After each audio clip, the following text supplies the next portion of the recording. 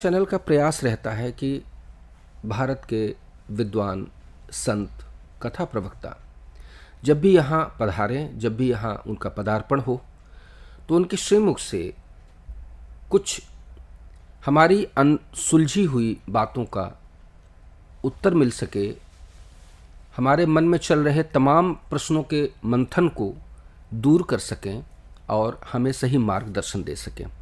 इसी कड़ी में आज हमारे बीच उपस्थित हैं पूज्य पंडित शशि शेखर जी महाराज। आइए पहले उनका स्वागत करते हैं, उसके बाद एक लंबी वार्ता के माध्यम से आप सबके अनुत्तरित प्रश्नों के उत्तर हम जान पाएंगे। महाराज जी, आपका स्टूडियो में हार्दिक स्वागत, हार्दिक वंदन।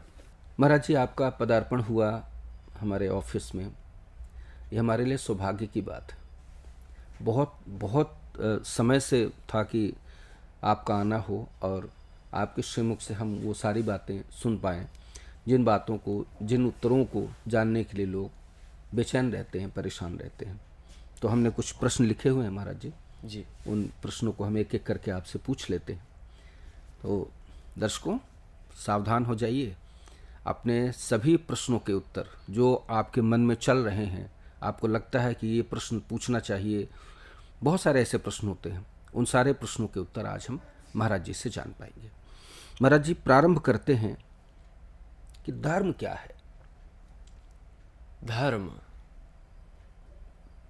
देखिए, धर्म एक ऐसा विषय है कि जिस पर जो बोलने वाले हैं वे जनक जी जैसे बड़े बड़े विद्वान पुरुष हैं। उन्होंने श्री रामचरितमानस में कहा, धर्म राजनय ब्रह्म विचारु, यहाँ जथामति मूर प्रचारु। धर्म एक ऐसा क्लिष्ट विषय है कि राजनीति, धर्म, ब्रह्म विचार, ये बहुत क्लिष्ट विषय हैं। और हाँ, इसी पे मैं बोलने का थोड़ा प्रयास करूँगा। जी महाराज। जो धर्म है वो वह धर्म नहीं है जो आज कल हम लोगों ने बना रखा है। धर्म का अर्थ किसी रिलीजियन से नहीं है, बल्कि धर्म का अर्थ है राइचियसनेस से। क्या सही है, क्या गलत है, मोरालिटी, ये हमें धर्म बताता है। यही धर्म है। और रामो विग्रहवान धर्मः, राम जी तो धर्म के स्वयं विग्रह स्वरूपी हैं। तो जो श्री राम जी ने अपने जीवन में किया, उन्होंने संदेश दिया कि यही धर्म है। राम जी को महाराज जी मर्यादा पुरुषोत्तम क्यों कहते हैं?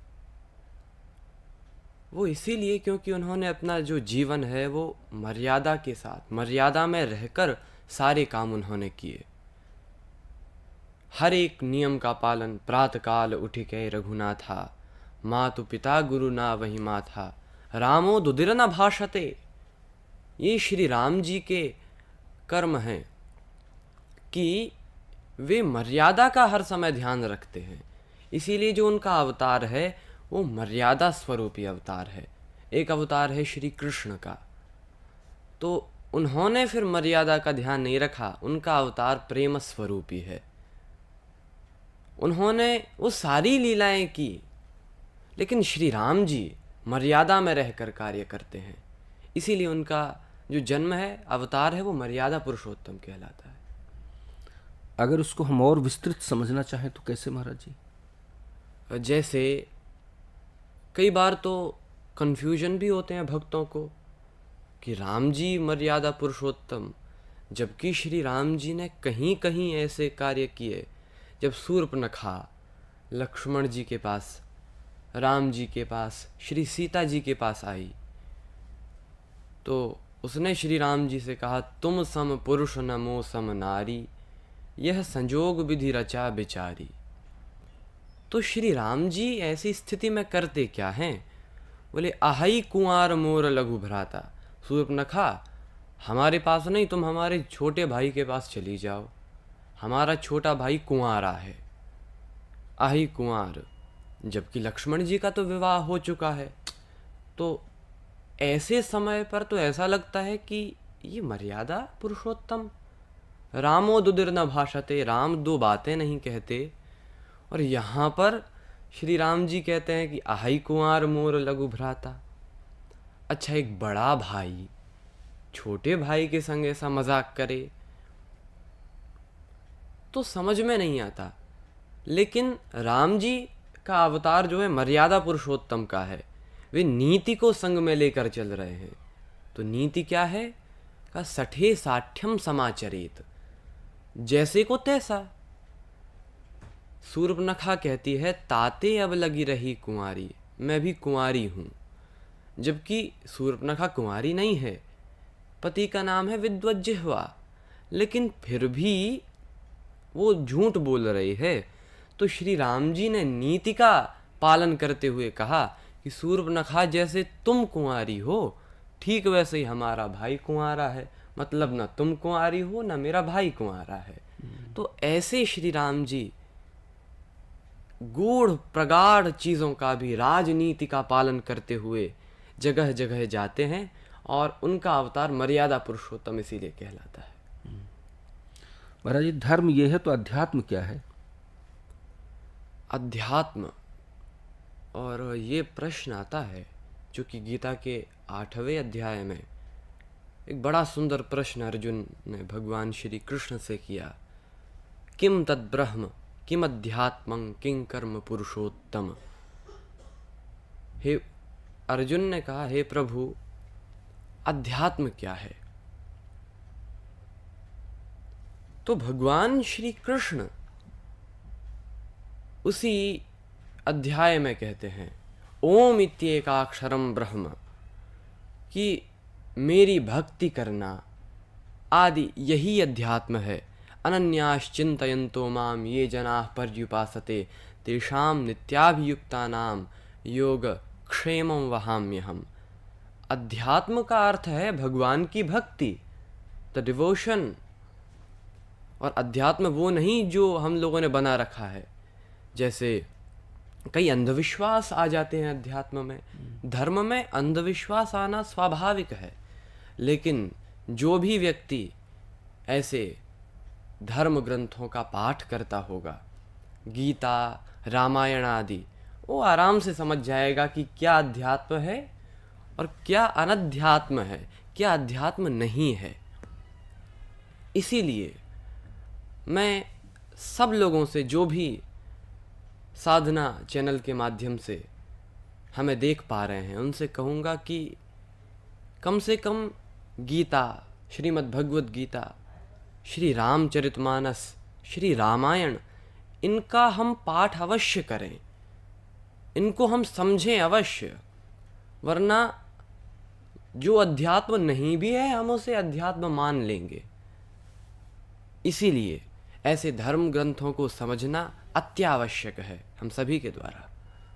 जैसे क्या नहीं है अध्यात्म महाराज जी, जिसको हम मान लेते हैं कि अध्यात्म है? जैसे अंधविश्वास ही अध्यात्म नहीं है। और अंधविश्वास जैसे कुछ लोग ताबीज़ आदि के चक्कर में पड़ते हैं, कि ताबीज़, भूत प्रेत, इन सब के चक्कर में, तो ये अध्यात्म का विषय नहीं है। क्योंकि आप बताएं कहाँ श्री कृष्ण ने गीता में कहा है कि तुम ताबीज़ बनवाओ? वो ये नहीं कहते। वो उन्होंने गीता में सबसे ज़्यादा किसी बात को पॉइंट किया है, सबसे ज़्यादा किसी बात पर श्री कृष्ण यदि गीता में जोर देते हैं, वो है विद्धि जानो, तद विद्धि प्रणिपातेन, विद्धि माम सनातनम, वेत्ति। वेत्ति यह भी कहा, बहुत प्रकार से श्री कृष्ण कहते हैं जानो, जितना जान सकते हो। एक जीवन, मानव के जीवन का उद्देश्य यही है, जानना। यही मेरा अगला प्रश्न था महाराज जी, कि मानव जीवन का उद्देश्य क्या है? जानना यानी शिक्षा प्राप्त करना? देखिए, जानना अर्थात ज्ञान। और ज्ञान किसका, वो भी भगवान कृष्ण ही एक्सप्लेन करते हैं। आप देखें गीता में सब कुछ मिलेगा आपको। वो कहते हैं एतज्ज्ञानमिति प्रोक्तम अज्ञानम यदतोऽन्यथा। जो ज्ञान है वो क्या है? ज्ञान केवल तत्व ज्ञान होना चाहिए। तत्व ज्ञान के लिए दर्शन, इसीलिए दर्शन शास्त्र को पढ़ें। मुझे एक्चुअली दर्शन, फिलॉसफी में बड़ा इंटरेस्ट है। क्यों? और वही बात श्री कृष्ण ने कही कि दर्शन को पढ़ो। ज्ञान क्या है? का जानना। शिक्षा इसी पर श्री कृष्ण जोर देते हैं, क्योंकि यदि किसी मानव को, यदि किसी व्यक्ति को कोई चीज उच्चतम शिखर पर ले जा सकती है तो वो केवल शिक्षा है। मनुष्य का हर एक सेकंड बर्बाद ना जाए, समय सबसे ज्यादा कीमती है, क्योंकि समय का कोई मूल्य नहीं है। यदि हम समय का सही प्रयोग करें तो समय अमूल्य है, कोई मूल्य नहीं है, और यदि समय को ज़ाया करें तो समय का कुछ मूल्य नहीं है। बात दोनों सेम है। इसीलिए अपने हर एक सेकंड को ज्ञान अर्जित करने में लगाएं। ये मत सोचें कि उस ज्ञान से होगा क्या, कब काम में आएगा, लेकिन एक व्यक्ति को जितना ज़्यादा ज्ञान होगा वो उतने उच्चतम शिखर पर पहुंचेगा। इसीलिए वेत्ति विद्धि, भगवान कहते हैं मुझे जानो। इसीलिए हम भगवान को जानने का प्रयास करें।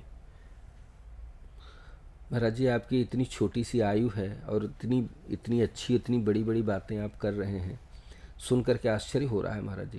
महाराज जी, उत्कंठा हो रही जानने की, आपका आप कैसे, मतलब किस उम्र से आप कथा क्षेत्र में आए, कैसे, वो कौन सी प्रेरणा थी जिसके वजह से आप इस फील्ड में आए?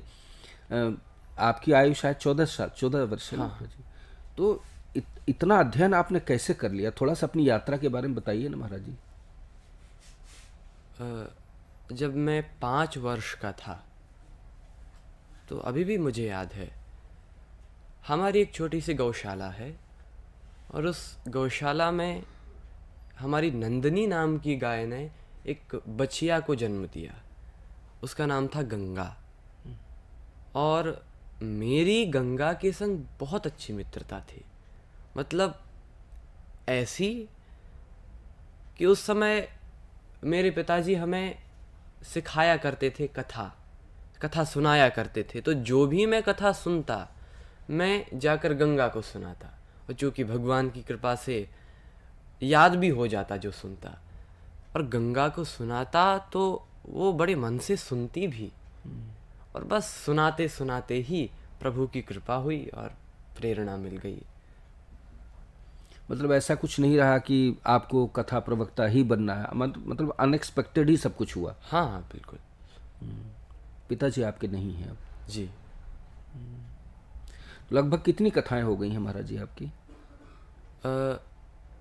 यदि पहले तो मैं चूँकि सम्मेलनों में जाया करता था, तो वैसे तो मैंने लगभग 200 से अधिक सम्मेलन किए हैं। लेकिन यदि आप कहें 7 दिन 9 दिन ऐसी कथाएं, तो मेरी 80 से 85 तक कथाएं हो चुकी हैं ऐसे। बहुत सुंदर जी। विकाल, आपने लगभग पूरा देश भ्रमण कर ही लिया होगा कथा करते करते। भगवान की कृपा। बहुत सुंदर महाराज जी।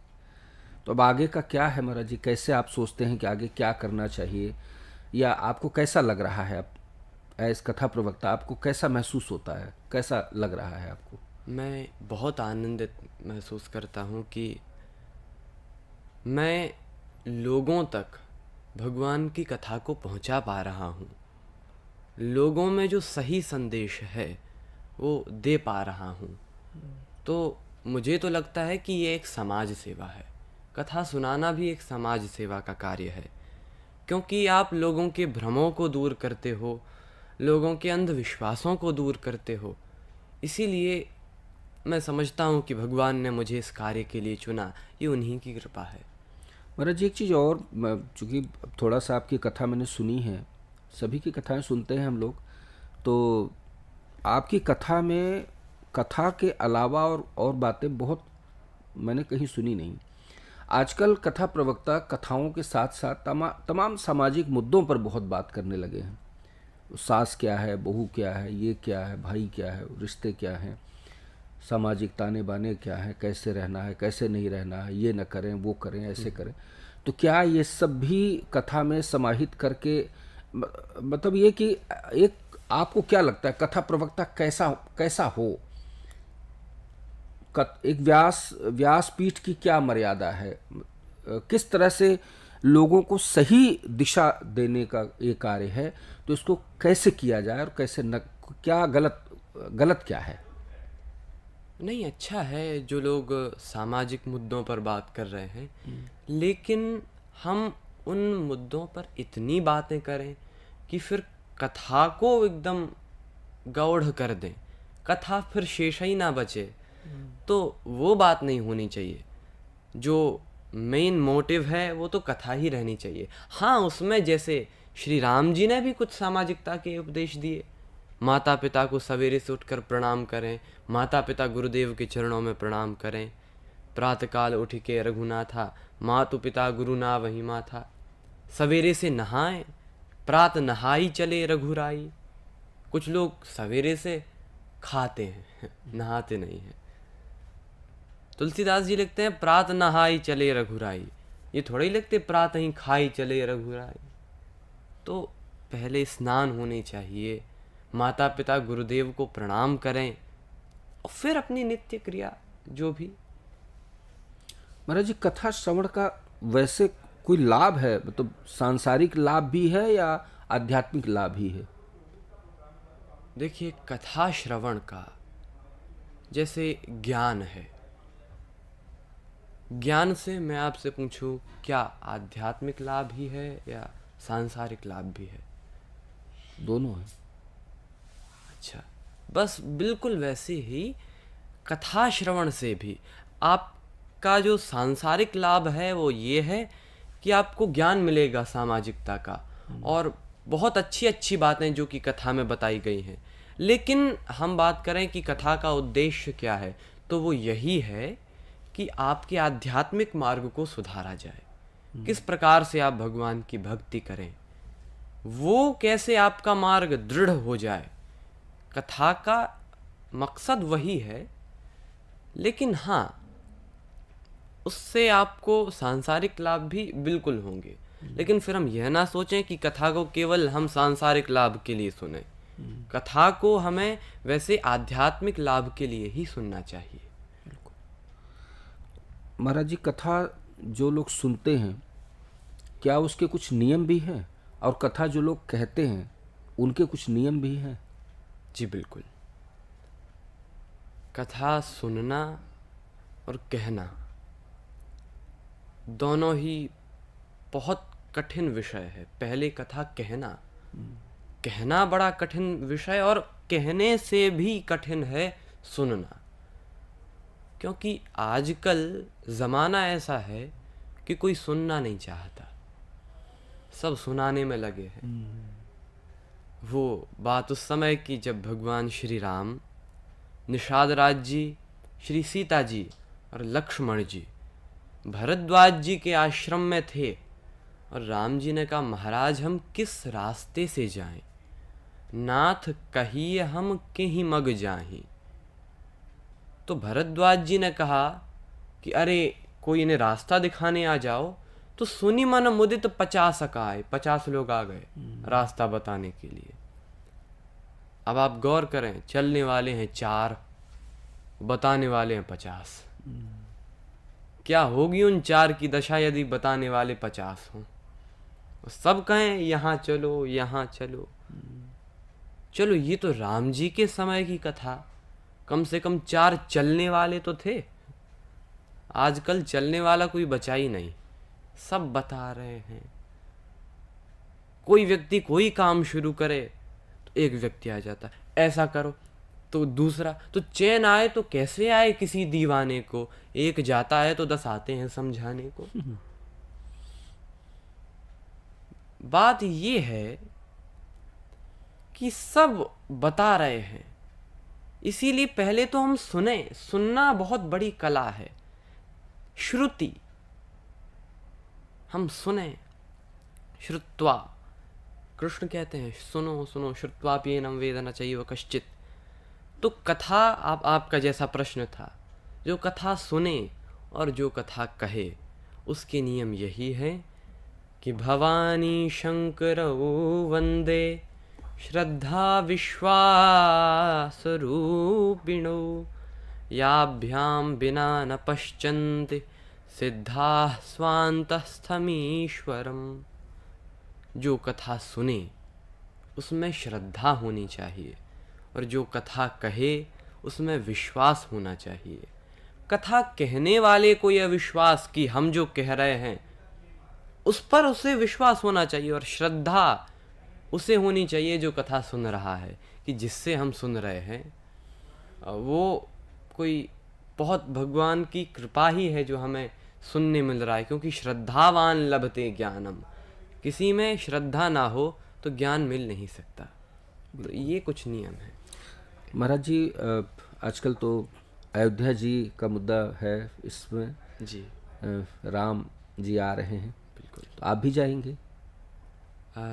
जाने का मन तो हमारा भी है, लेकिन चूंकि उस समय हमारी छत्तीसगढ़ में रायपुर में एक कथा है, तो उसकी वजह से हाँ, आगे पीछे मैं जाऊंगा अवश्य। कौन नहीं जाना चाहेगा, मैं जाऊंगा अवश्य, लेकिन इस समय संभव नहीं है। महाराज जी, आज जो धर्म अध्यात्म का जैसा माहौल बन रहा है, जी, तो कैसा लग रहा है आपको महाराज जी?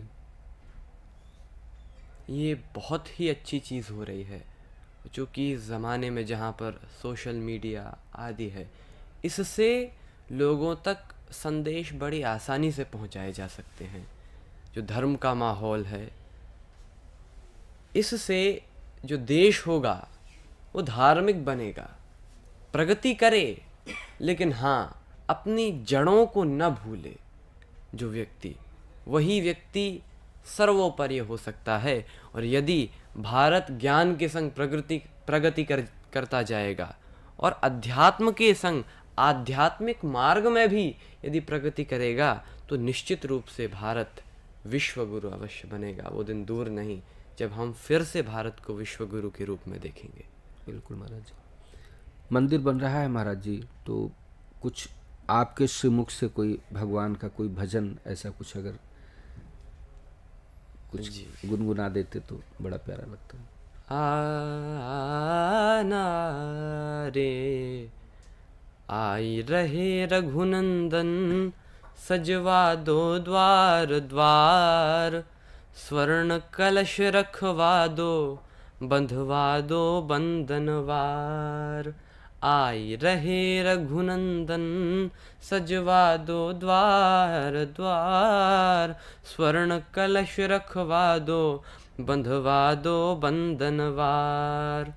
लड़ियों से मणियों से फुलझड़ियों से सजा राम दरबार, शोभा अजब बनी रे आई रहे।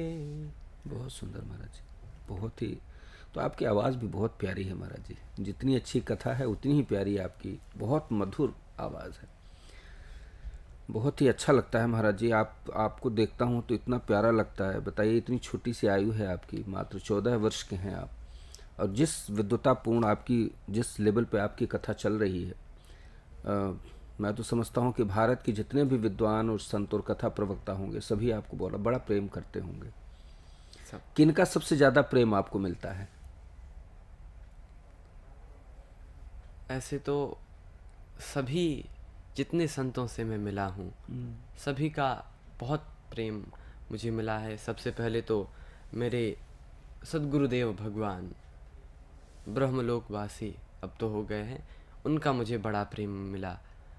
और भारत के प्रखर वक्ता परम पूज्य श्री बापू जी, उनका भी बहुत स्नेह है। और हमारे धीरेन्द्र कृष्ण शास्त्री जी, उनसे भी मैं बहुत बार मिला हूँ। तो हाँ, सभी संतों जिनसे मैं मिला हूँ भगवान की कृपा से, सभी का मुझ पर स्नेह है। बहुत सुंदर महाराज जी। महाराज जी, एक प्रश्न है। तो आज इस सापाधापी में लोग बहुत व्यस्त हैं, बड़ी भाग दौड़ भरी जिंदगी है। ऐसे में भगवान की भक्ति के लिए कैसे करना चाहिए व्यक्ति को कि भगवान की भक्ति हो जाए? उसको कैसे, भगवान की भक्ति कैसे करें, भगवान को कैसे माने, भगवान की आराधना कैसे करें, कब करें, किस तरह से करें कि मानव जीवन सार्थक हो जाए? भगवान की भक्ति के 9 उपाय हैं, जो कि श्री रामचरितमानस में तो वर्णन है, मुख्यतः श्रीमद् भागवत महापुराण में श्रवणम कीर्तनम विष्णुस्मरणम पादसेवनम अर्चनम वंदनम दास्यम सख्यम आत्मनिवेदनम। सबसे पहले श्रवण। हम जितना सुन सकें, जो भक्ति भी है वो इस पर सुनने पर टिकी हुई है। सत्संगों में जाएं, कथा श्रवण करें। प्रथम भगति संतन कर संगा। बात वही है, हम जितना सुन सकते हो उतना सुने, क्योंकि सुनने से ही, इसका नाम श्रुति है, जो प्रमाण दिए जाते हैं। सबसे बड़ा प्रमाण श्रुति प्रमाण होता है, उसका नाम भी श्रुति है। संगीत में भी श्रुतियां होती हैं। अर्थ यही है कि सबसे ज़्यादा ज्ञान अर्जित करने के लिए ये कर्णेंद्रिय महत्वपूर्ण है। तो जितना सुन सकें। प्रथम भगति संतन कर संगा, दूसरी रतिमम कथा प्रसंगा। भगवान के कथाओं में प्रेम हो, गुरुदेव के चरणों की पूजा, गुरुपद पंकज सेवा, आचार्योपासनम शौचम। कृष्ण कहते हैं कि गुरुदेव के चरणों की पूजा, गुरुपद पंकज सेवा, तीसरी भगति अमान, चौथी भगति मम गुणगन करई कपट तजगान। और ऐसे सारी भक्ति श्री राम जी वर्णित करते हैं। अंत में कहते हैं कि नवम सरल सम सन छल हीना, नवम सरल सम सन छल हीना, मम भरोस ही हर्ष न दीन्हा। नवमी भक्ति ऐसी हो कि सरलता, नवम सरल, जिसमें सरलता है। सरलता अर्थात सा से सीता, रा से राम, ला से लक्ष्मण, ये तीनों जिसके हृदय में विराजमान हो, बस वही व्यक्ति सरल हो सकता है। ऐसी सरलता हो और इन 9 भक्तियों का पालन हो, तब भगवान के चरणों में जो प्रीति है वो करना अत्यंत ही सहज होगा हम सबके लिए। कितने कम शब्दों में कितना अच्छा आपने समझाया महाराज जी भक्ति का अर्थ। महाराज जी, ये आपकी उम्र के बच्चे सब पढ़ रहे होते हैं, तो एजुकेशन पर महाराज जी कुछ कहें, शिक्षा पर कितना महत्व है शिक्षा का, और आजकल के बच्चे शिक्षा को कितना सीरियसली लें। शिक्षा क्या है? वही विद्या। तो आप जानते होंगे, सा विद्या या विमुक्तये। विद्या वो है जो विमुक्ति कर दे, जिससे मुक्ति हो जाए, वह विद्या है। तो वो तो आध्यात्म मार्ग की विद्या, लेकिन ये जो भौतिक विद्या है, ये लेना भी बहुत आवश्यक है हर एक व्यक्ति के लिए।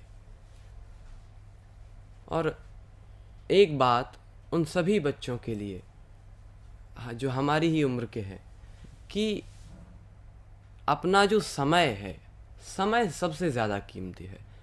तो फालतू की चीज़ों में अपना समय ज़ाया ना करें, समय बर्बाद ना करें। आजकल बच्चे महाराज जी मोबाइल पे बहुत समय दे रहे हैं। जी, वही बात है कि आप देखें उन बच्चों का स्क्रीन टाइम देखें, कितना ज़्यादा मिलेगा आपको।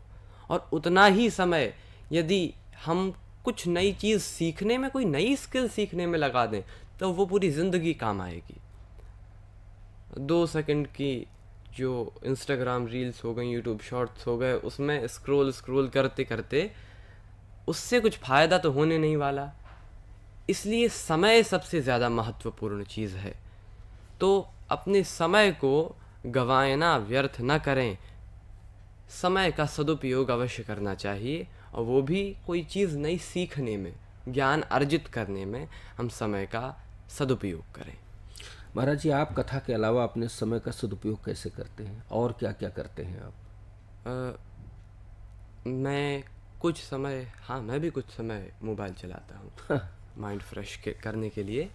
और ज़्यादातर समय जो मेरे पास खाली रहता है, उसमें मेरा एक गोल है कि इतने दिनों में ये करना है, तो पूरा समय उसी पे। अभी पूरी श्रीमद् भगवत गीता याद कर रहे हैं।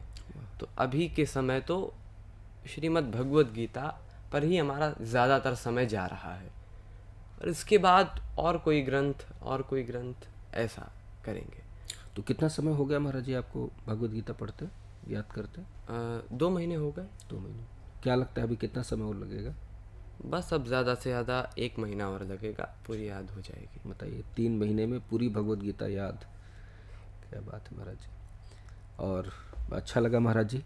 और एक अंत में दर्शकों के लिए कोई आपकी तरफ से कोई संदेश इस तरह से कुछ हो तो? जी बिल्कुल। श्री तुलसीदास जी श्री रामचरितमानस के अंतिम चौपाई में कहते हैं, ताहि भजिय मन तजि कुटिलाई, राम भजे गति केहि नहीं पाई, पाई न केहि गति पतित पावन, राम भज सुनु सठ मना, गणिका अजामिल व्याध गीध, गजादि खलतारे घना। हम भगवान के नाम का जप करें, सभी चीज़ों का सार यह है। कीर्तनम, जितना कीर्तन कर सकते हैं उतना कीर्तन करें। श्रीमद् भागवत में भी अंत में यही कहा गया